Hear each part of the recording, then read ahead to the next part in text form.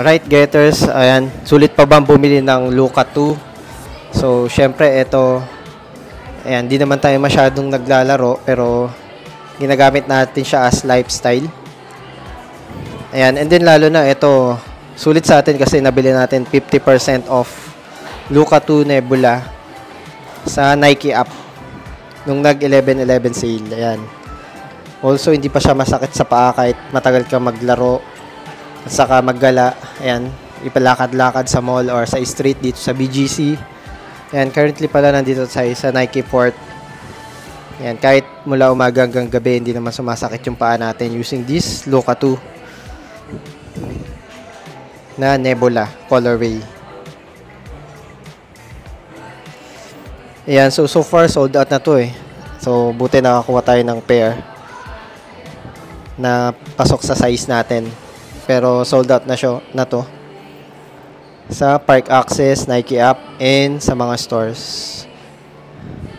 Meron pa pala sa mga stores pero limited sizes na lang. Saka hindi na siya nakasale. Alright, hello getters. Currently, nandito tayo sa Nike Fort.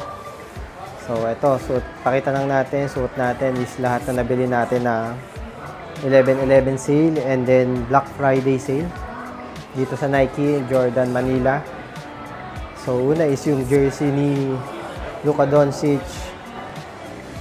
So, ito for more than 4,000 pesos. Around 2,000 plus na lang natin nabili. And then, itong Jordan Diamond shirt na kulay violet or purple. From 2,000, 1,000 na lang natin nabili. 50%. Meron tayo nabili na isa, yung green. 70% siya. So, from 2,000 para mga 700 na lang siya or 800. And etong Luka 2 na Nebula. So, from around 7,000, 3,500 na lang natin nabili. Again, Black Friday sale and then 11/11 sale. Nike, Park Access, and Jordan Manila. Saka yung socks natin, so parang lumalabas 100 pesos na lang sa each. 6 na pair siya na iba-iba color. So ginamit natin purple para terno sa diamond short natin. And then may konting purple din naman sa Luka 2 na Nebula. So ito yung binili natin kasi ganda yung color ng Nebula. So available naman yung Luka AI saka yung color blue. Yan, pero ito yung nagustuhan natin.